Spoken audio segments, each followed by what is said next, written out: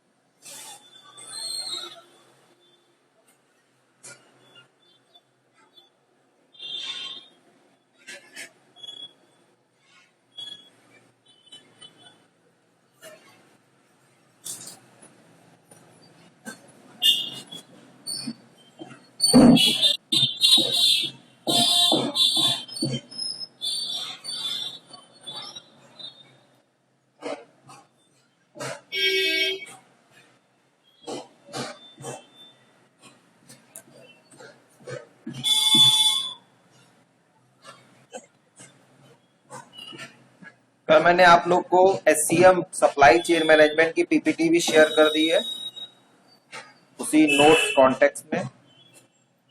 गौरव अपना क्वेश्चन पूछो, तुम क्या पूछ रहे थे? पहले तुम्हारे क्वेश्चन को देख लेते हैं।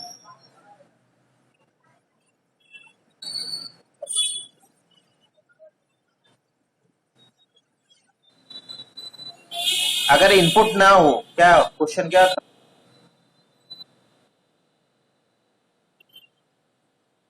हाँ,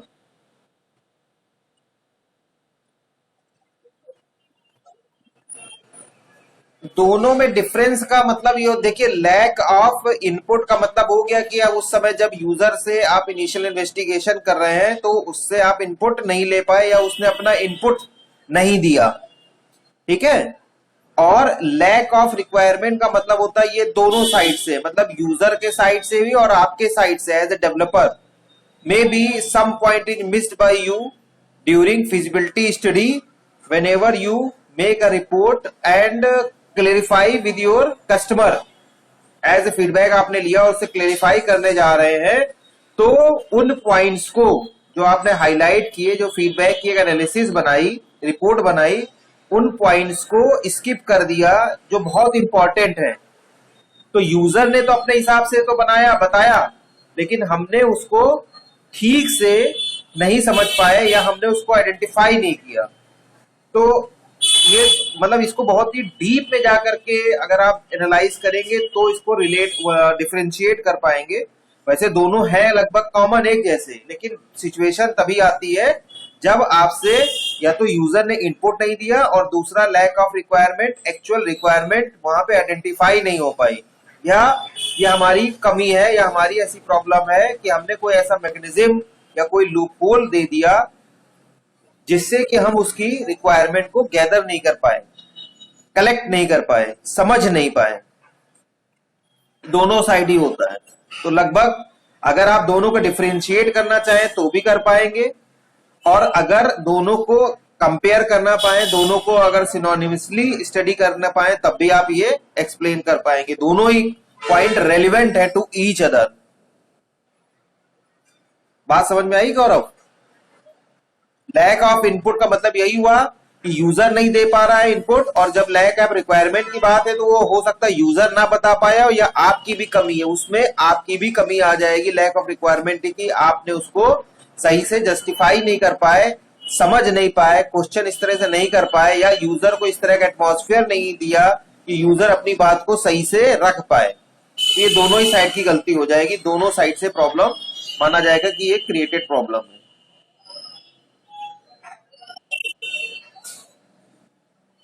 So now come to the another topic, that is enterprise resource planning, very important topic. और ये जो 4 टॉपिक मैंने आपको बताया लास्ट टॉपिक है, these are also in category of MIS application as product.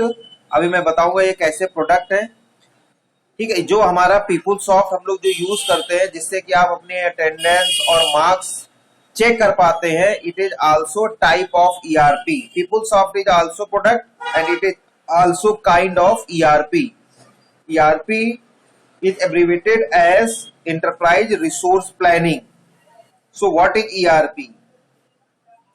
The practice of consolidating an enterprise's planning, manufacturing, sales and marketing efforts into one management system. ठीक है। ERP का मतलब ही यही हुआ कि नंबर्स ऑफ जो branches हैं of any information system should be maintained into a single system that is known as ERP। अभी यहाँ पे एक मिस पॉइंट है, that is human resource, यानी पर्सनल की जहां बात होती है, पर्सनल इंटरेस्ट की बात होती है, पर्सनल आप यू कैन से दैट कि मोटिवेशन की बात होती है, पर्सनल बेनिफिशियल की बात होती है, बेनिफिट्स की बात होती है, तब भी ERP एक इंपॉर्टेंट रोल प्ले करता है।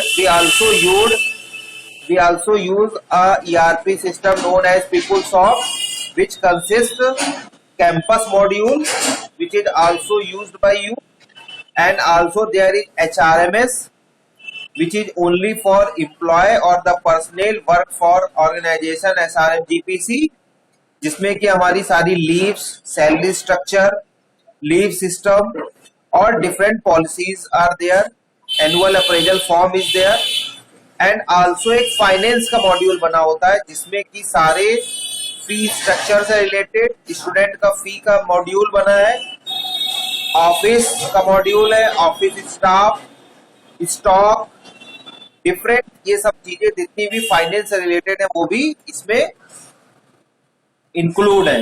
उसमें 3 मॉड्यूल बने हुए हैं। जिस तरह से आप एक मॉड्यूल देख रहे हैं planning, manufacturing, sales and marketing efforts into one management system, same is in our ERP or the PeopleSoft. It is also a product.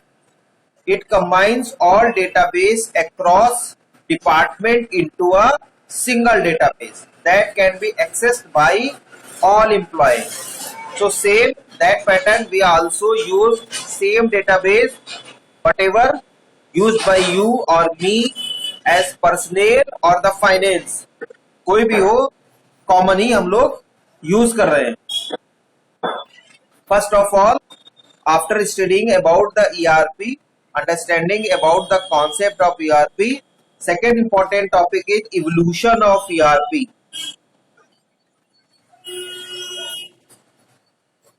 Evolution of ERP. In 1960s, software packages with inventory control.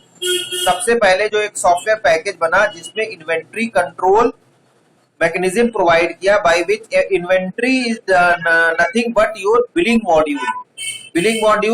Billing module में आप bill बनाते हैं, bill बनाने के साथ साथ stock manage करते हैं। बिलिंग मॉड्यूल का सिर्फ इतना ही काम था कि आप प्रॉपर एक बिल बनाएंगे। बिल बनाने से मतलब ये हुआ कि आप कंप्यूटराइज सिस्टम को फॉलो करेंगे। उसका बेनिफिट ये होगा कि आपके पास रेवेन्यू कितना आया है, कितनी आपके पास लिक्विडिटी है, कितना एसेट है, वो आपको पर डे के हिसाब से पता चल जाएगा daily wise. And also you are able to keep track about the stock. Stock भी आपको डेली बेसिस पे, वीकली, मंथली जैसी आपकी इन्वेंट्री है उस हिसाब से आपको रिपोर्ट मिल जाएगी।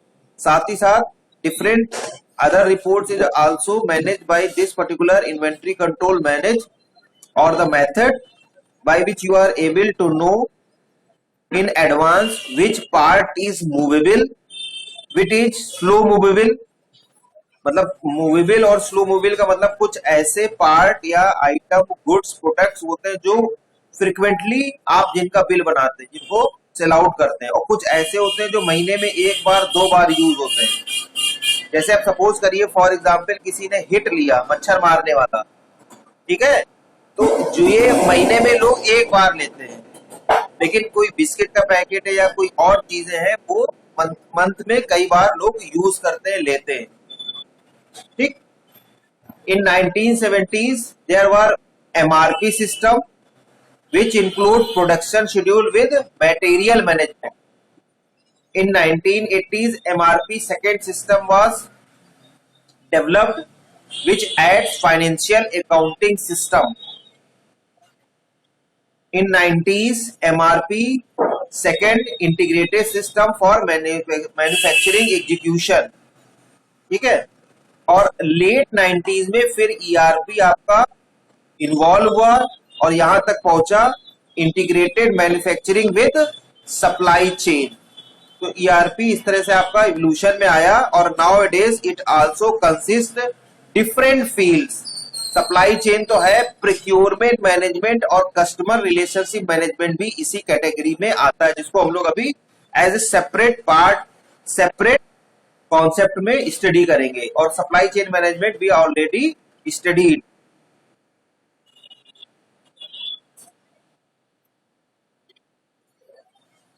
Major regions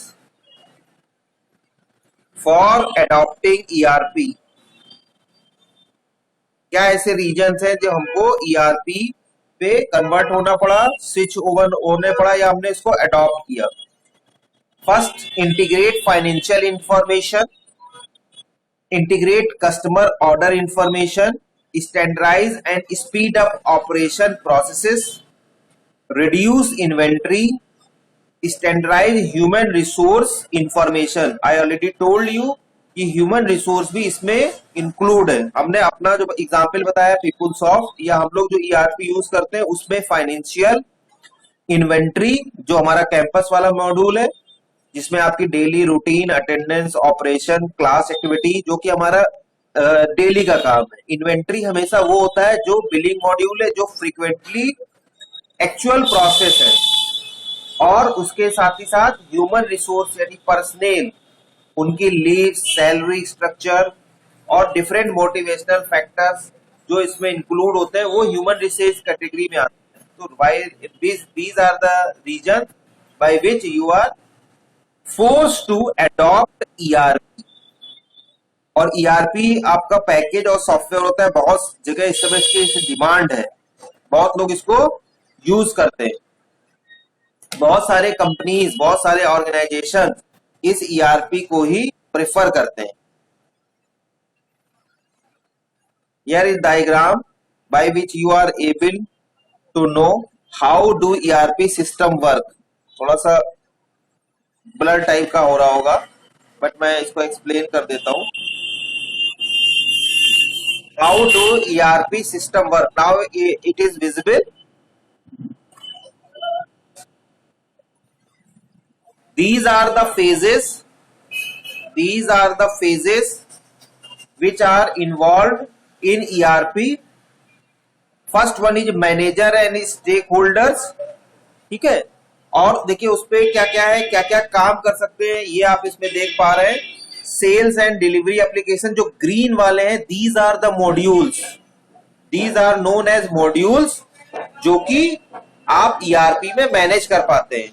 sales and delivery applications, reporting application, the main theme of any software, any information system, whether it is ERP, whether it is social site application software, web application software, single system, single जो है system अगर कोई software बना के रखा हुआ है आपने, ठीक है। और even ERP reporting is the prime objective of any computerized software solution. Financial application is there, manufacturing applications are there, service applications, human resource management application and inventory and supply applications. ठीक है, थोड़ा सा blur हो जा रहा है। I will provide you this particular PPT। So how do ERP work. ERP क्या कर रहा है, एक सेंट्रल डेटाबेस आप देख रहे होंगे बीच में बना हुआ है तो ये जितने भी आप मॉड्यूल देखे जा रहे हैं, ये सबका एक सेंट्रल रिपोजिटरी सिस्टम होता है और ये सारे मॉड्यूल्स ये अपने आप में ही एक अलग अलग बड़े बड़े प्रोजेक्ट को रिफर करते हैं। तो ईआरपी इसलिए प्रोडक्ट कहलाता है because it is the combination of project, it is the combination of different modules in a single system. इसको umbrella activities you can also say that. और आपका एक ही सेंट्रल डेटाबेस होता है। सेंट्रल डेटाबेस होने का मतलब ये हुआ कि एक ही रूफ के अंदर आपके ये सारे सिस्टम वर्किंग में होते हैं। ठीक है, तो इसको हम लोग इस तरह समझ सकते हैं। और अभी आप जब सॉफ्टवेयर डेवलप करेंगे तो आपके जो मॉड्यूल बने होते हैं, जो मॉड्यूल बने होते हैं वो इसी तरह से वर्कआउट होते हैं, ये इसी तरह से इस पे काम होता है। एक सेंट्रल डेटाबेस रहेगा और different different module will provide you access about the complete database and also able to provide you different reports as per your requirement। ERP का मेन काम यही होता है। और different stakeholders are there, you are able to see, इसमें customer है, supplier है, different stakeholders है and also employee are there. Employee भी है वहां पे। लास्ट में देखिए जहां ह्यूमन रिसोर्स की बात हो रही है वहां पे एम्प्लॉय है, सप्लायर है जहां back office administrator and workers are there, customer sales force and customer service applications are there. और ऊपर देखिए स्टेक होल्डर है आपका, मैनेजर एंड स्टेक होल्डर। तो ईआरपी सिस्टम इसी तरह से वर्क करता है।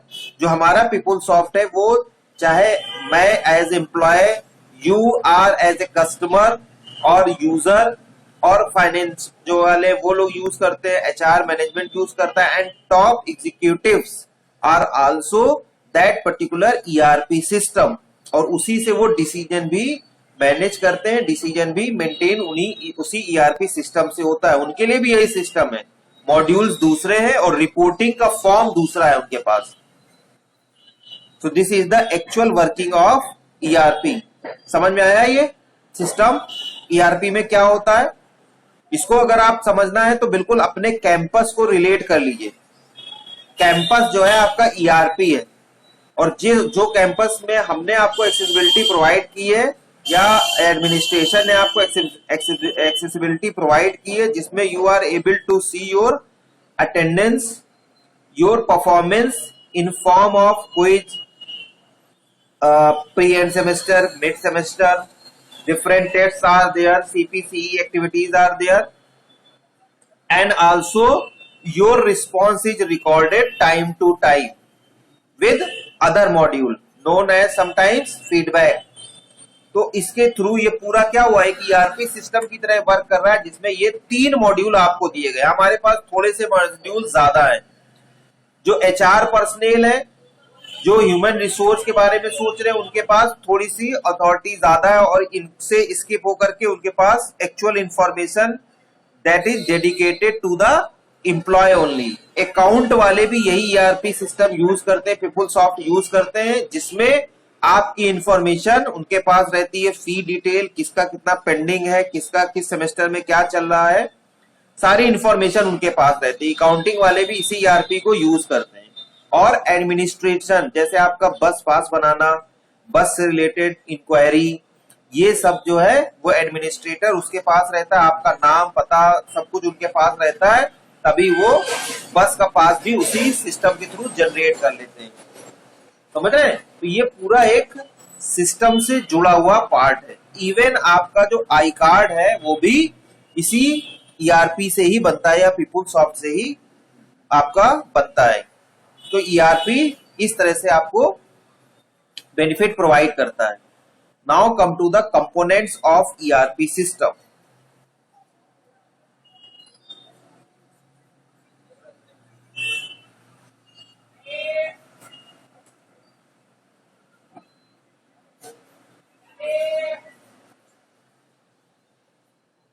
Components of ERP system.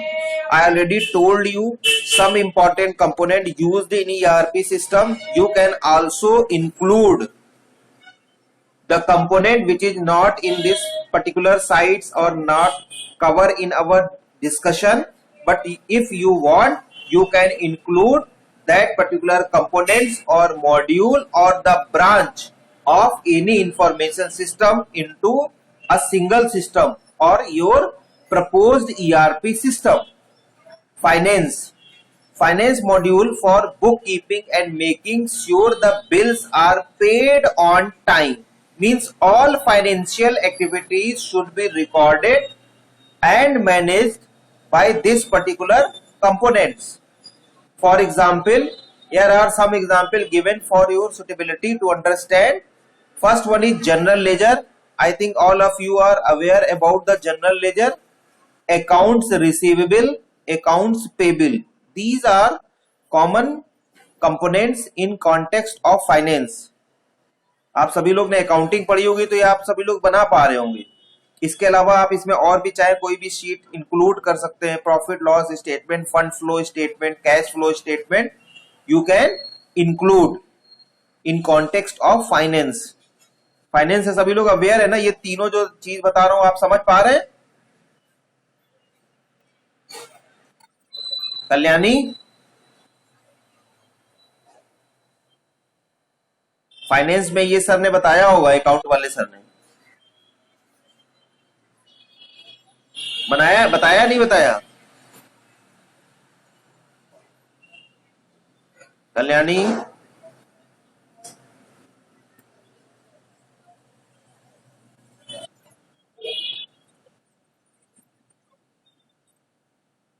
अरे फाइनेंस में जो आपने पढ़ा था, या छोड़िए अकाउंटिंग में क्या क्या पढ़ाया सर ने?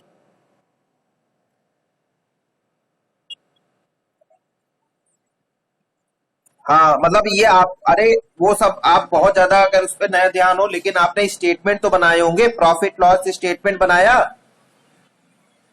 जर्नल बनाया, वाउचर डालना, वाउचर किस तरह से डाला जाता है ना. तो हाँ, तो ये देखिए account receivable, account payable, these are the heads. These are the heads by which you are able to segregate the cash or the money in form you are received or pay. भाई account receivable का मतलब जो जो जिस head से जिस account से पैसा आया. अकाउंट्स पेबल जहां से आप जहां जहां अकाउंट में आपको पैसा पे करना है.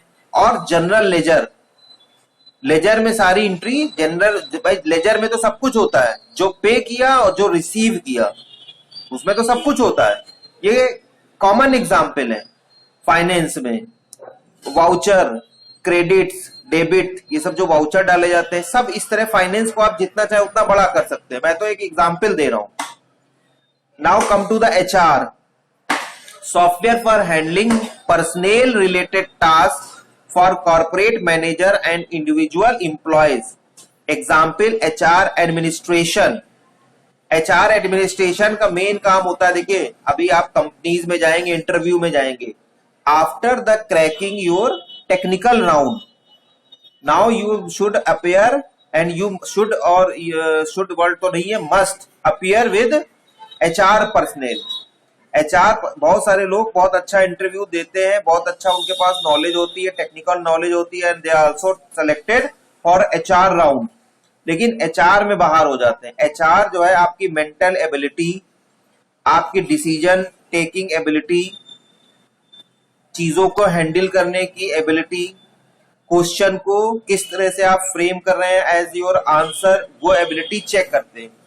साथ ही साथ इसमें HRE नेगोशिएशन करता है about the your salary, your perks and different motivational factor which will be provided after joining that particular company. तो ये सब काम HR के ही होते हैं. टाइमली अप्रेजल आपके पास पहुंच जाए, वो फॉर्म, ये HR की ही रिस्पॉन्सिबिलिटी होती है. टॉप एग्जीक्यूटिव ऑफिसर्स इसमें इन्वॉल्व नहीं होते, ना उनको पता होता है. एक डेट पता होती है ज्वाइनिंग, और उससे 15 दिन पहले फॉर्म आपके पास चला जाता है और आपको वो फॉर्म भर के दे देना होता है। तो अगले 15 दिन जब आपके 1 साल या 6 महीने जैसे भी आपकी डील हुई हो, प्रपोज हुआ हो, उसके हिसाब से आपका सैलरी इंक्रीमेंट लग जाता है as per the past performance in last 6 month और 1 ईयर, जो भी उनका पॉलिसी एक बनी होती है। ठीक है, कोई बोनस वगैरह है, कुछ एक्स्ट्रा ऑर्डिनरी अगर आपने कोई काम किया है तो वो भी रिकग्निशन होता है, वो भी एचआर के थ्रू होता है।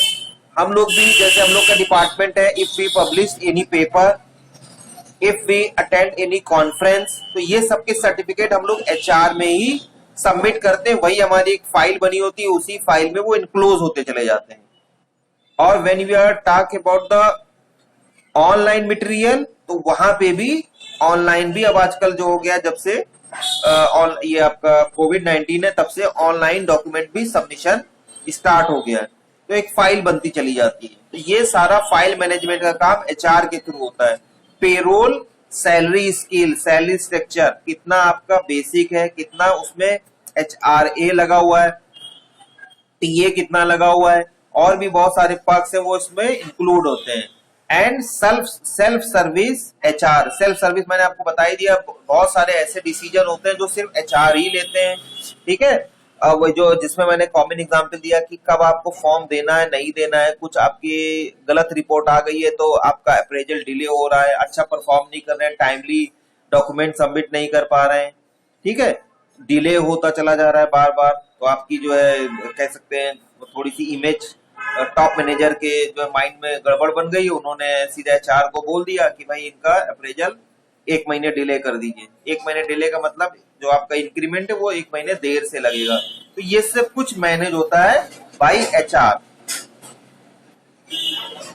फ्रेमवर्क ऑफ ईआरपी सिस्टम, ये कॉमन एक फ्रेमवर्क मैंने बताया जिसमें मैन्युफैक्चरिंग है, परचेज है, एचआर पेरोल है, customer relationship management right corner पे है एकदम, ईआरपी पूरा एक आपका कंसोल बना हुआ है, vendor management, sales management, inventory management and accounting.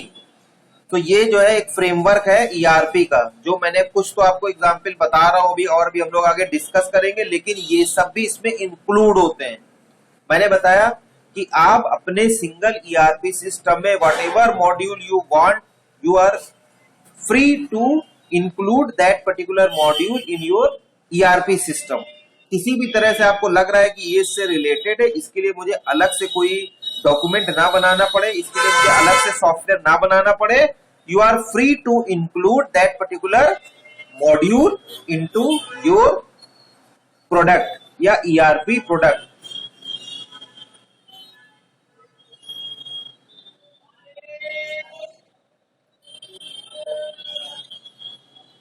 An ERP example, ERP example before ERP,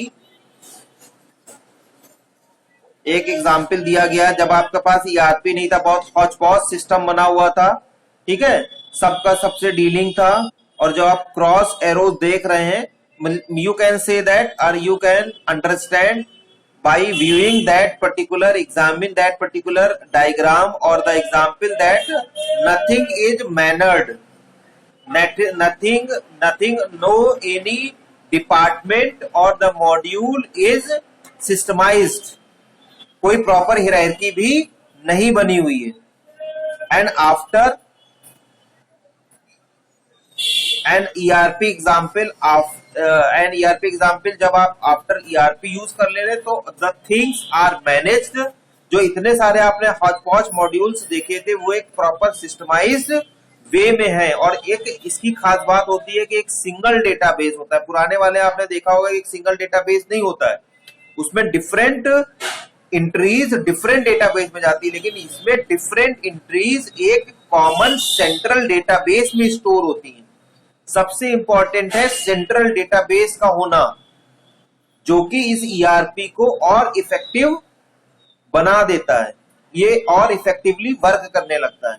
different numbers are database will be there, then it is very crucial and complex to fetch and access your data from different tables into a single system। पता चला अब आपको वो काम करना है तो वहां स्विच ओवर करना पड़ रहा है, फिर दूसरा सेल्स मॉड्यूल जाना है तो वहां उसके उस डेटाबेस में आपको स्विच ओवर करना पड़ रहा है। लेकिन यहाँ पे क्या हो रहा है, एक ही सिस्टम में मॉड्यूल है और डेटाबेस ये डिफरेंट डिफरेंट टेबल एक सेंट्रल डेटाबेस में इंक्लूड है। दैट्स वाई आपको इतना systematic comparative to previous example जो बहुत हौच पौच था, यहाँ पे बहुत सिस्टमैटिक दिख रहा है।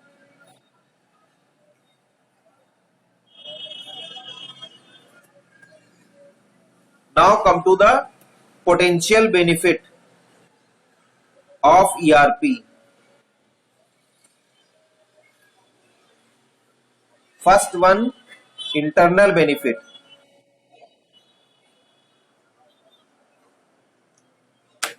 इनको ध्यान रखिए, बेनिफिट्स एडवांटेजेस, अभी एडवांटेज कुछ और भी है, पहले ये बेनिफिट्स है फिर इसका स्कोप है, ठीक है। इंटरनल बेनिफिट्स क्या है, integration of a single source of data, ये तो एक इंपॉर्टेंट मैंने आपको बताया ही कि सिंगल सोर्स ऑफ डेटा है, सेंट्रल डेटाबेस है, तो इससे आप इजिली एक्सेस कर पाएंगे। देखिए प्रॉब्लम किसी भी सिस्टम की होती है उसका कॉम्प्लेक्स या डिस्ट्रीब्यूटेड डेटाबेस होना। Distributed database is very good but it doesn't applicable into a single system. If you use multiple system for different location, then only it is beneficial. But you used different module in a single system, then there must be a single database. Common data definitions are there. It is obvious if you use a common and central database, a common data definition will be there. Data definition refers that चाहे आपका manipulation हो, देखिए जो database में tables होती हैं उनकी definition जब आप बात करते हैं, उनका जो टाइप आप बात करते हैं, तो 3 टाइप की डेफिनेशंस होती हैं, 3 टाइप की क्वेरी होती हैं, ठीक है। एक होता है डीएमएल, डेटा मैनिपुलेशन लैंग्वेज, एक होता है डीसीएल, डेटा कंट्रोल लैंग्वेज, और एक होता है डीडीएल, डेटा डेफिनेशन लैंग्वेज। तो जब डेफिनेशन की बात करते हैं, डेफिनेशन का मतलब हो गया कि हमको किस पर्टिकुलर कॉलम को प्राइमरी की बनाना है, हमको किस पर्टिकुलर कॉलम की साइज क्या रखनी है, हमको किस पर्टिकुलर कॉलम को फॉरेन की बनाना है। तो ये सब यूनिफॉर्मली फिक्स्ड होता है और इसकी डेफिनेशन हर टेबल में हर कॉलम के साथ एक जैसी रखी जाती है। किसको हमें वैरकैर बनाना है, किसको नंबर बनाना है, साइज भी किसको कौन से कॉलम को कौन सा अलॉट करना है, ये भी फिक्स्ड रहता है। Next, a real time system, it provides a real time mechanism. Real time से आप सभी लोग मैनेज्ड है, जहां पे टाइम बहुत इंपॉर्टेंट है। जैसे रॉकेट लॉन्चिंग हो गया, 3D गेम हो गया, जहां पे टाइम का बहुत इंपॉर्टेंट रोल होता है। यानी as soon as you fire any query और the job, it must be response to a expected time frame. बहुत ज्यादा डिले ना हो, बहुत ज्यादा प्रोसेसिंग में टाइम ना लगे। तो रियल टाइम सिस्टम इसी को श्योरिटी प्रोवाइड करता है और इसी को प्रमोट करता है। Increase productivity, it is also useful and good tool to increase productivity of your system. Reduced operating costs, it's obvious if you include more than one module into a single roof or configure into a central database, it definitely cuts the extra cost. Improve internal communication, जब सभी लोग एक साथ जुड़े होंगे, एक internal chat server you will going to provide, तो सब लोग इंटरनल कम्युनिकेशन जो है वो बहुत अच्छा रहेगा, कम्युनिकेट कर पाएंगे, कोई भी कम्युनिकेशन गैप नहीं होगा, तो डिसीजन मेकिंग में या कोई भी टास्क परफॉर्म करने में प्रॉब्लम नहीं आएगी और बहुत जल्दी रिस्पॉन्स भी मिलेगा। Foundation for future improvement, ERP also provide a foundation और a way of path for future improvement. Second one is external benefits, improved customer service and order fulfillment. If you use ERP, then customer will satisfy, because I will tell you about the customer relationship management, CRM, एक product अपने आप में जो कि customer के लिए ही बना हुआ है। मैंने आपको थोड़ा सा इसको हिंट भी दिया था। कस्टमर रिलेशनशिप मैनेजमेंट के थ्रू आप कस्टमर को क्या जरूरत है, कब उसको चाहिए, किस कॉस्ट में चाहिए, कैसे आप उसको सेटिस्फाई कर पाएंगे, उसका फीडबैक, अपनी पॉलिसीज उसके सामने रखना उस पर्टिकुलर प्रोडक्ट के थ्रू परफॉर्म होता है। एंड ऑर्डर फुलफिलमेंट, ये भी आप उससे कर पाएंगे इसी से। Improved communication with suppliers and customers, it is also possible if you will include your supplier and customer into your ERP। भाई आप उनको लॉगिन पासवर्ड दे दीजिए, जैसे हमने भी क्या किया, अपना जो ERP बनाया उसमें आपको इंक्लूड कर लिया, आपको लॉगिन पासवर्ड दे दिया, मॉड्यूल ऑथराइज कर दिए, आपके पास बहुत सारी इंफॉर्मेशन उस मॉड्यूल के थ्रू पहुंच जाती है। जैसे ही हमने मार्क्स अपडेट करे और आपको पता चला, या एक टाइम के बाद, फ्रेम के बाद अपने मार्क्स आप देख सकते हैं, अपनी अटेंडेंस देख सकते हैं। ठीक है, तो हमने आपको इसमें इंक्लूड कर लिया, जोड़ लिया। Enhanced competitive position, increase sales and profits, these are the potential benefit of your ERP।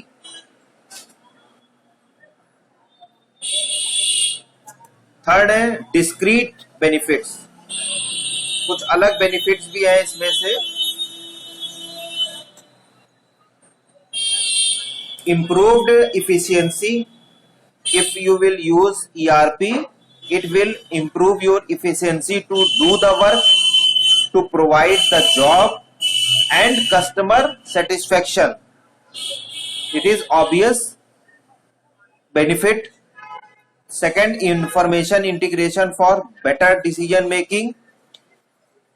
Numbers of information tools, reports are provided by your ERP so that decision maker, top executive officers are beneficial to take any decision at any time।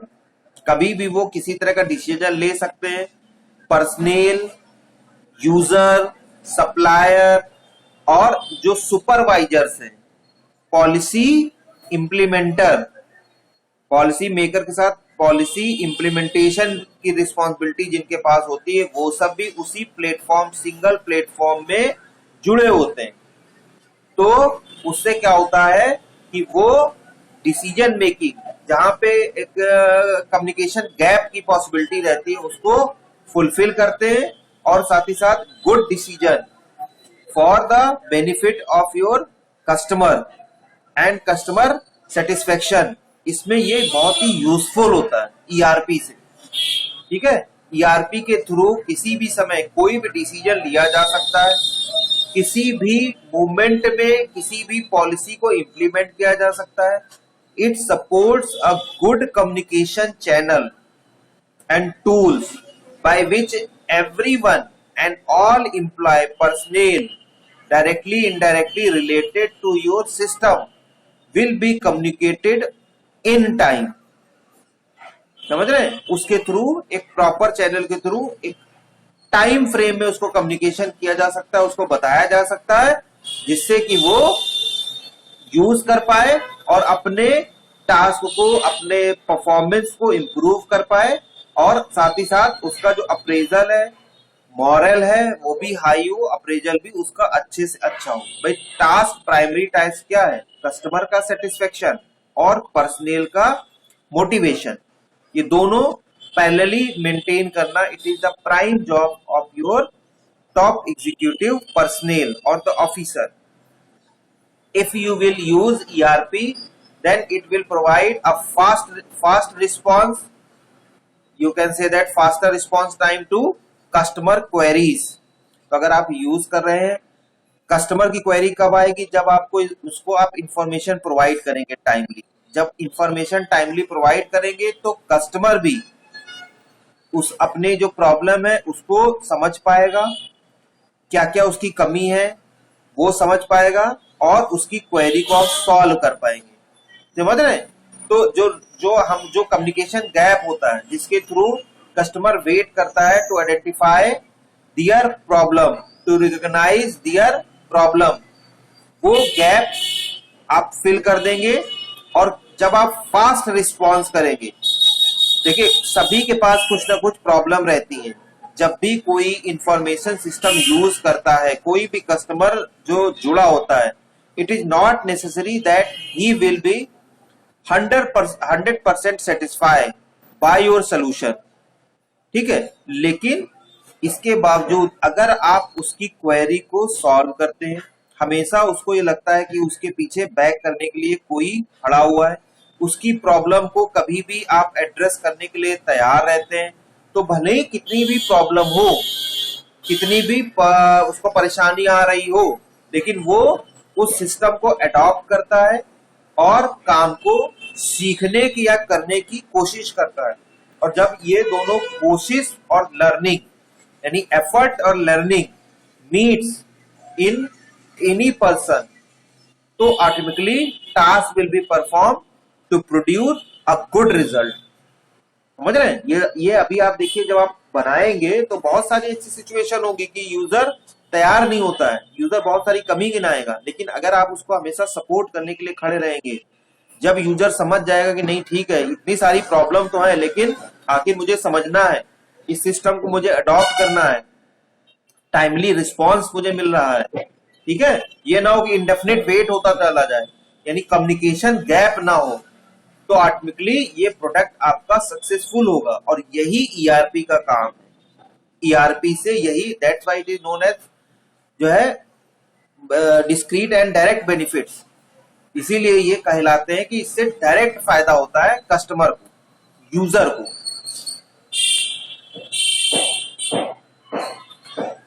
Next, indirect benefits. Indirect benefit कौन से होते हैं? देखिए, better corporate image means your advertisement will be there. अगर आप अच्छा काम करेंगे, अच्छा सिस्टम प्रोड्यूस करेंगे, तो जो आपसे जुड़े हुए लोग हैं, पर्सनल कस्टमर्स, वो आपका काम को खुद ही एडवर्टाइज करेंगे, आपको हर जगह प्रेज मिलेगा, आपके काम को हर जगह रिकॉग्निशन मिलेगा। Improved customer goodwill, this is obvious and included above point, and customer will be satisfied, that is indirect benefit। तो मैंने आपको पहले क्वेश्चन बताया था कि आप जैसे ही क्वेरी को सॉल्व करेंगे, फास्ट रिस्पॉन्स देंगे, कस्टमर सेटिस्फाई होगा, तो ये इनडायरेक्ट बेनिफिट आपके लिए है एज अ सिस्टम डेवलपर और द सोल्यूशन प्रोवाइडर, क्योंकि अल्टीमेट गोल तो आपका यही होना चाहिए। There are some potential benefits are there.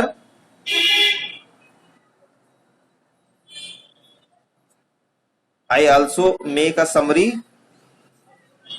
In spite of this PPT, I will also provide the summary, whatever point I discuss, so that you are able to make a notes in a form कि आप उसको prepare किस तरह करें, exam में किस तरह से तैयारी करें, और एक नोट्स किस तरह से बन जाता है if paper will be in subjective form, क्योंकि इस पे ज्यादातर टेक्निकल नोट लिखने के लिए आएगा या छोटे क्वेश्चन पूछे जाएंगे कि ईआरपी के बेनिफिट क्या है, लिमिटेशन क्या है, ड्रॉबैक्स क्या है, एडवांटेजेस क्या है, स्कोप क्या है और प्रोसेस क्या है। So potential benefits are reduction of lead time, on time shipment, reduction in cycle time, better customer satisfaction.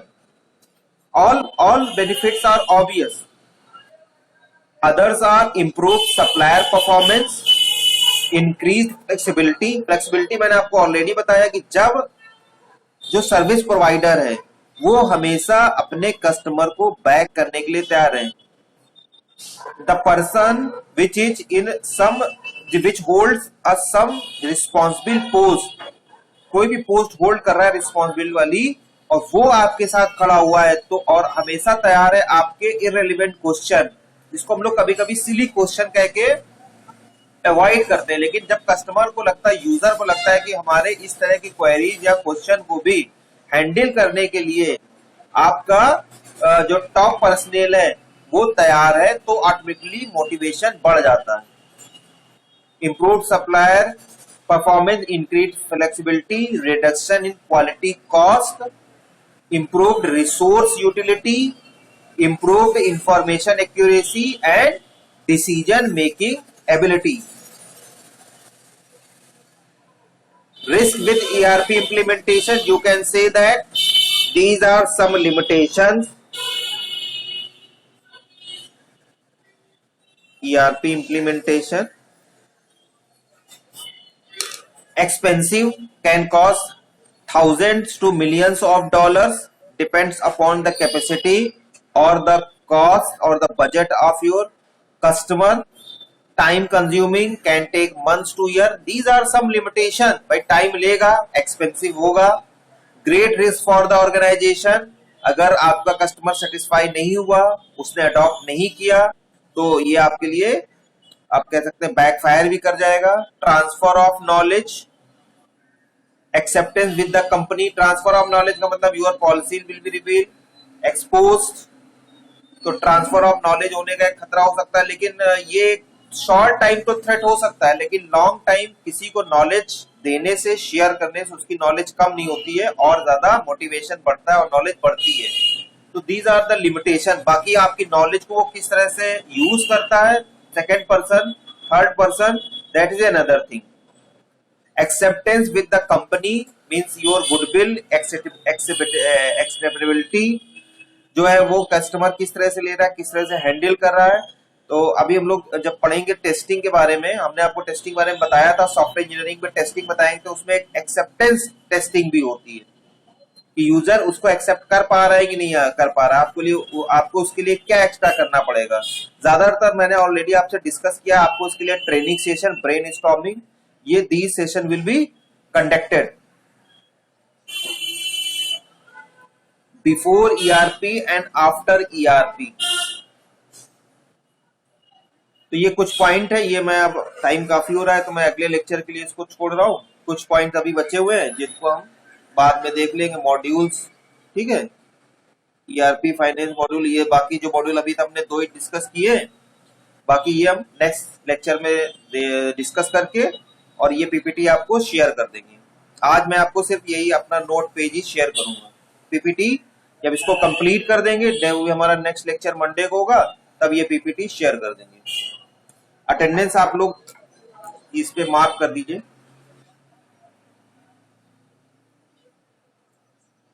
"45 students are there. All are required to mark your attendance and don't leave class.